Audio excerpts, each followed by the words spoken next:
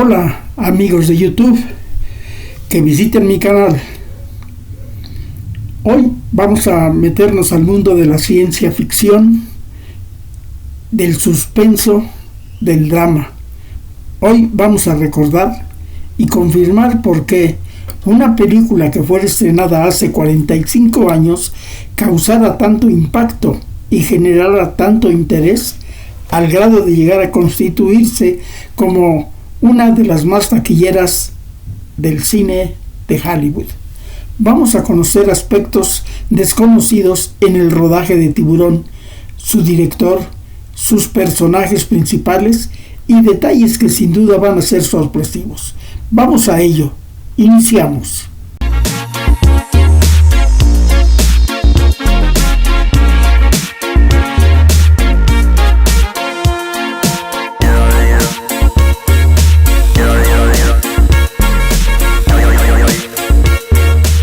El cine es, desde su descubrimiento, una de las distracciones favoritas de la humanidad, convirtiéndose en algo imprescindible para pasar momentos memorables al lado de nuestros seres queridos.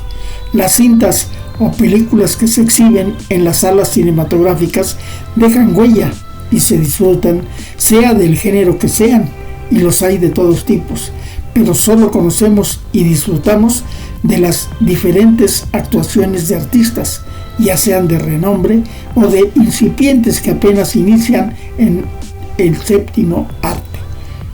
Muy poco se menciona de la pesada y larga labor que se tiene que realizar desde el inicio hasta la culminación de una historia que se exhibirá en todas las salas de cinematografía a nivel mundial. Hoy hablaremos de la película de, en esos tiempos, un incipiente Steven Spielberg, que revolucionó el cine moderno y debió sortear muchas dificultades para concretarse. Se triplicaron el tiempo y el presupuesto que habían estimado para rodarla. Estamos refiriéndonos a Tiburón. El tiburón construido flotaba. El gran villano no se hundía cada vez que era puesto en el agua. Como todos esos inconvenientes cooperaron para lograr una película inolvidable. Jaws, en español, o fauces, o mandíbulas. La mayor parte de la película se filmó en la isla de Martha's Vineyard, Massachusetts. El rodaje de Tiburón comenzó el 2 de mayo de 1974. La productora Universal gastó $1.8 millones en la promoción de Tiburón, 700,000 de los cuales se destinaron a una campaña televisiva sin precedentes. El bombardeo mediático incluyó 25 anuncios de medio minuto que se emitieron de noche, en horario de máxima audiencia, entre el 18 de junio de 1975 y el estreno de la película 2 días después, el 20 de junio de 1975, Tiburón recaudó $7 millones en su primer fin de semana y había recuperado sus costos de producción en solo 2 semanas. Después de 78 días, el cine en los cines superó a El Padrino como la película más taquillera de la historia en Estados Unidos, con 100 millones en su recaudación, que superaban los 86 millones obtenidos por la película de Francis Ford Coppola. En su estreno original recaudó poco más de 123 millones y con sus reestrenos en 1976 y 1979 alcanzó la cifra de $133,400,000. Tiburón fue la película más taquillera hasta el estreno de Star Wars en 1977, que la superó después de 6 meses en las salas y estableció un nuevo récord en 1978. En agosto de 2018, Tiburón estaba en el puesto 212 de la lista de las películas más taquilleras de la historia del cine, con 470.700 millones de dólares en ganancias totales, y es la número 72 en el listado de los films que más dinero han obtenido en Estados Unidos gracias a sus 260 millones. Si ajustamos las cifras a la inflación, Tiburón recaudó 2.000 millones según precios de 2011 y es la segunda franquicia más rentable después de Star Wars en Estados Unidos. Es la séptima película más taquillera de la historia, con ganancias ligeramente superiores a los 1.000 millones de dólares actuales, cifra basada en los más de 128 millones de entradas de cine vendidas en su día. En televisión, Tiburón fue emitida por primera vez por la cadena American Broadcasting Company después de su reestreno en 1979, en una emisión que alcanzó un 57% de audiencia, el segundo mejor dato de cuota de pantalla después del alcanzado por Lo que el viento se llevó. Tiburón ganó 3 premios Oscar: mejor montaje, mejor banda sonora y mejor sonido. Sin embargo, el inicio de la filmación de esta cinta podría haber sido un gran desastre. El comienzo del rodaje con un director, Steven Spielberg, sin demasiada experiencia, a la cabeza los encontró sin el guión terminado, con el elenco completándose y sin el personaje principal, el gran villano. Los técnicos no habían podido terminar de construir al famoso Tiburón. Después, todo empeoró. Los actores protagónicos se odiaban entre sí. Uno de ellos era inmanejable debido al alcohol. Los tiburones, cuando llegaron, no funcionaban, hinchándose con el contacto con el agua. Algunos se hundían. El rodaje duró 3 veces más de lo previsto. El presupuesto también se triplicó. El director se obstinó en filmar en el mar y cada escena en el agua se convirtió en un martirio. La tensión era tan grande que el joven director de 27 años buscó cualquier excusa para no estar en la última jornada del rodaje, para que el equipo técnico no se vengara de él. Sin embargo, Tiburón fue un éxito rotundo de taquilla, un éxito impresionante. Se convirtió en un clásico instantáneo y le mostró al mundo la hipnótica destreza narrativa de Steven Spielberg. Parece un fenómeno de la primera mitad de los 70, un best-seller cuya adaptación al cine supera al libro en el que se basa. El Padrino y Tiburón, 20 años después, Clint Eastwood lo lograría con Los puentes de Madison. Como perfectos ejemplos, el realizador de la historia, Peter Benchley, era un periodista freelance que estaba buscando asentarse desde que Lyndon B. Johnson había dejado la Casa Blanca. Él era uno de los que escribía los discursos presidenciales. En un almuerzo le propuso algunos temas a su editor, que lo animó a avanzar en la historia de Tiburón que asola un pueblo turístico. Cobró un anticipo de $7.500. Cuando presentó el primer borrador de 100 páginas, el editor solo aceptó las primeras 5. 95 páginas fueron rechazadas. El resto debía ser reescrito. Benchley se desanimó y solo continuó con su proyecto, porque de lo contrario debía devolver el anticipo. Pero una vez finalizada la novela, todos se dieron cuenta que tenía un gran potencial. Los títulos iniciales fueron rechazados una vez terminada la obra: La quietud del agua, Leviatán ascendiente, Las mandíbulas de Leviatán, pero el editor eligió con sabiduría el contundente jazz, en inglés, que traducido al español es mandíbulas o fauces. La portada de la edición de tapa dura tenía a un tiburón en cuya boca abierta se alojaba el pueblo turístico. El animal se comía toda la ciudad. En la edición de bolsillo, la que vendió millones de ejemplares durante años, la portada era el tiburón amenazando debajo del agua a una joven que nadaba. Tan lograda fue la imagen, también resumía el espíritu de la historia, que un rediseño de ella fue la que se utilizó para el póster de la película. La historia se inspiró en una noticia de 1964 en la que un pescador había podido derrotar a un tiburón de gran tamaño. Luego, en medio de la investigación para la novela, Benchley descubrió que en 1916 un tiburón había atacado durante una semana en un pueblo costero, provocando varias muertes. De ese hecho real tomó varios elementos. Peter Benchley trabajó también en el guión de la película. Llegó a hacer 3 versiones diferentes. Luego se sumaron varios manos más.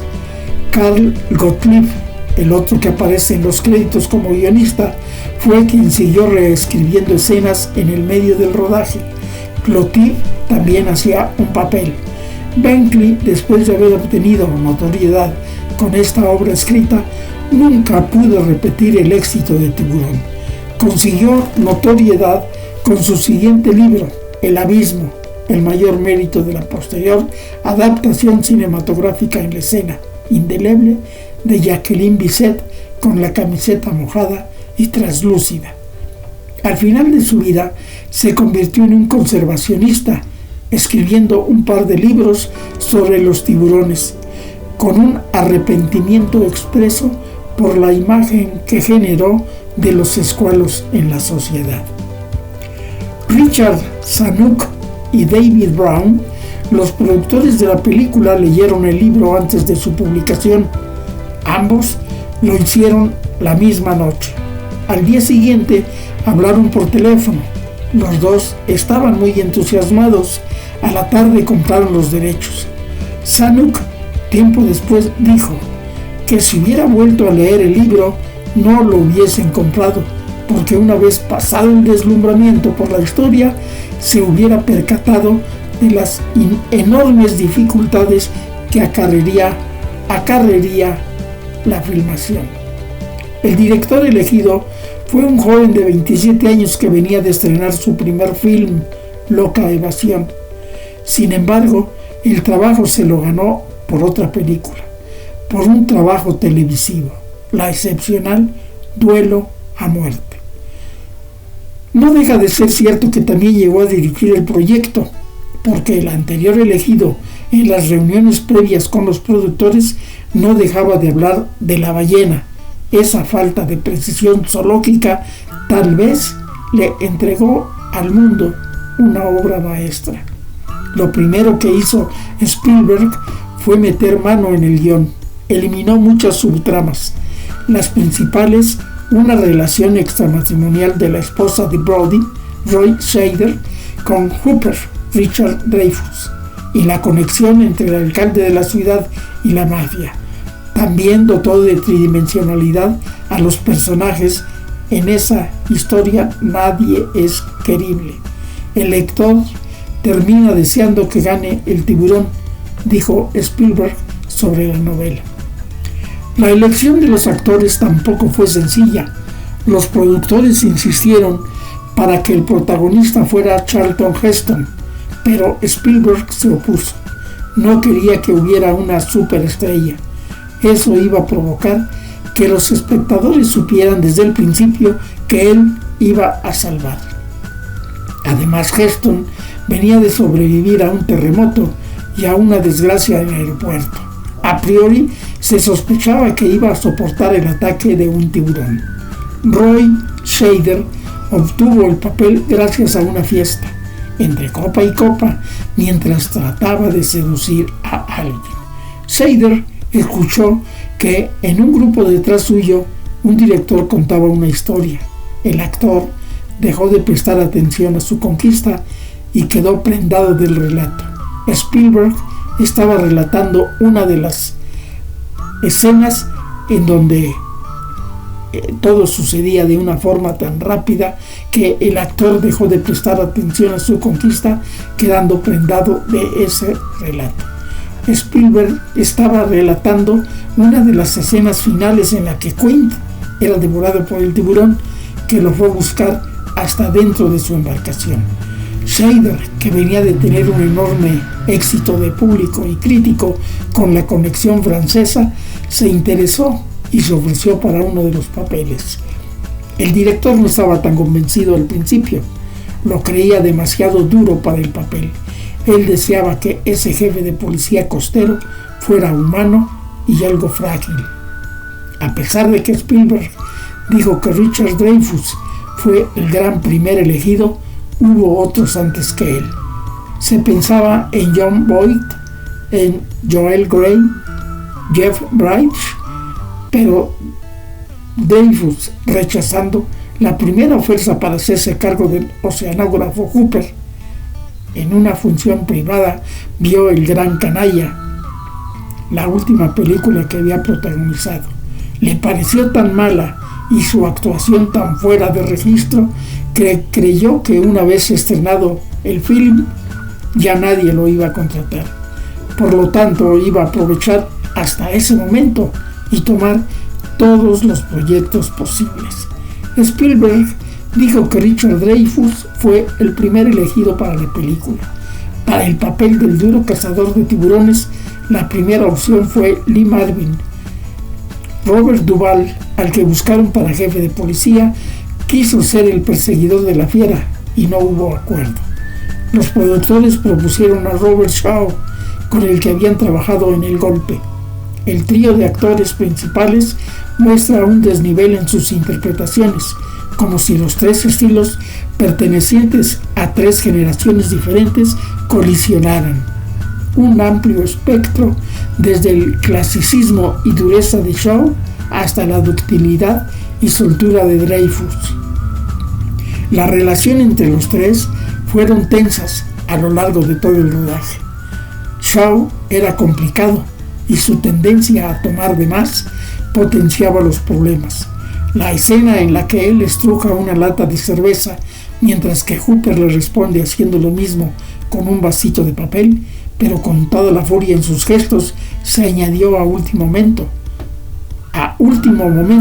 y estuvo inspirada en la relación entre ellos.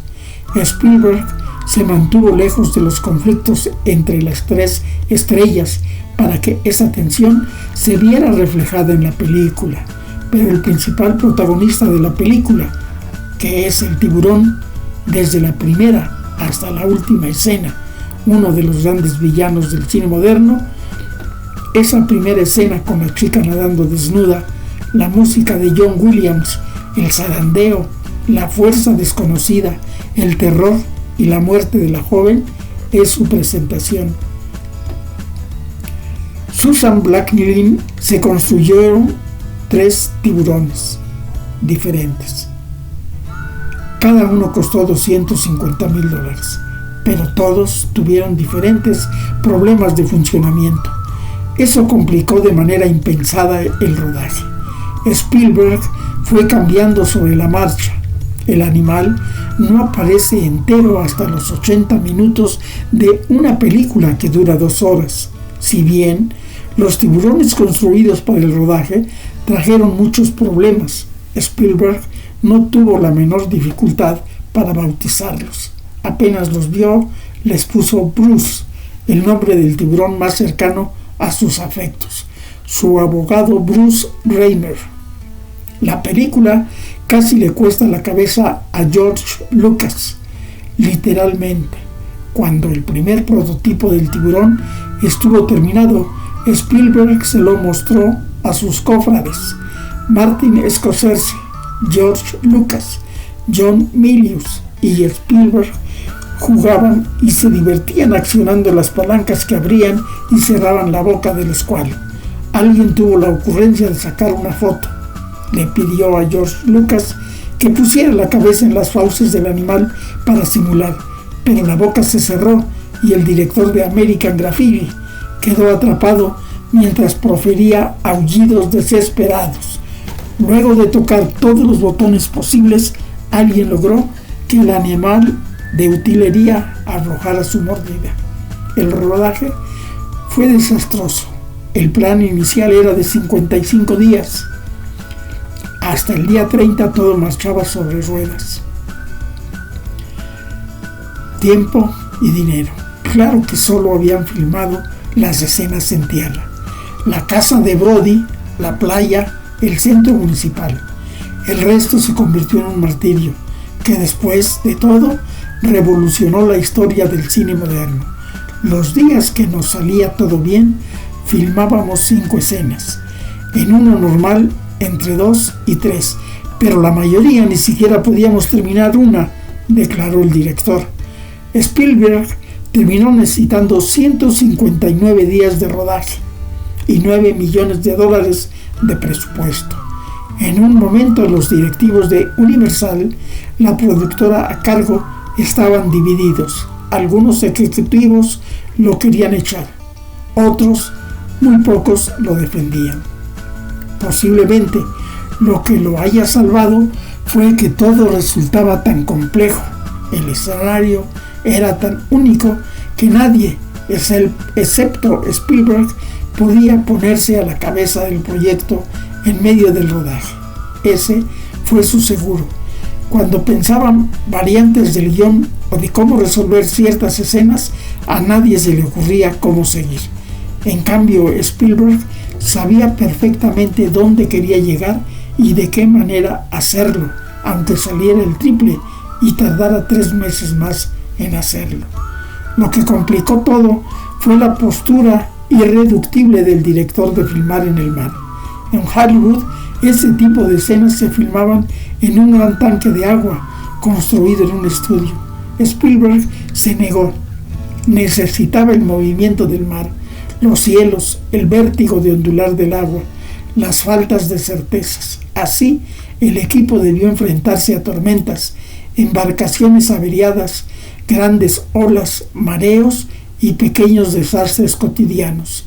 En un momento, el barco en el que estaban los actores comenzó a llenarse de agua y se hundía irremediablemente, con ellos adentro.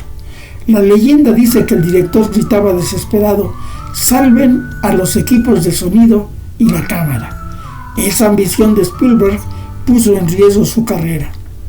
Spielberg subestimó la dificultad del mar como escenario y sobreestimó la capacidad de los técnicos para construir un tiburón confiable en cuanto al funcionamiento y verosímil. En medio del rodaje creyó que nunca más lo volverían a contratar. Ningún rodaje había excedido los 100 días, pero también esa misma ambición fue la que logró una obra maestra. Una segunda unidad filmó tomas submarinas de tiburones reales en Australia. Uno de ellos atacó de improviso y con furia la jaula vacía. Ese material quedó filmado e hizo que se modificara el guión. El personaje de Hooper escapa antes de que el tiburón lo destroce. Se construyeron 3 tiburones diferentes, cada uno costando $250,000. El guión se reescribía día a día. El impactante monólogo de Robert Shaw sobre el naufragio del USS Indianapolis fue escrito por varias manos y modelado finalmente por el actor. También la frase de Roy Scheider, la primera vez que ve a que se enfrentaba, el célebre «va a necesitar un barco más grande». Esa escena fue modificada por Spielberg luego de los primeros pases de pantalla para que los gritos de los espectadores ante la irrupción del tiburón no taparan esa línea. Pero el principal factor de reescritura fueron las reiteradas fallas de funcionamiento de los tiburones. Así, Spielberg diseñó diversos mecanismos para suplir la presencia del tiburón que tarda mucho en aparecer. Ese cetáceo del villano logra generar una atmósfera de suspense y del linaje de Hitchcock. La escena con todos los chicos en el agua es de una tensión incomparable.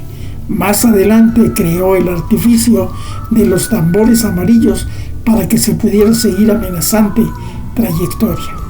Como sostiene el crítico Leonardo Despósito, la película está dividida en dos partes que recorren dos géneros diferentes. En la primera es una precisa pieza de suspenso y el último tercio, con los tres hombres en el agua persiguiendo al tiburón y siendo atacados por él, se convierte en una acción insuperable.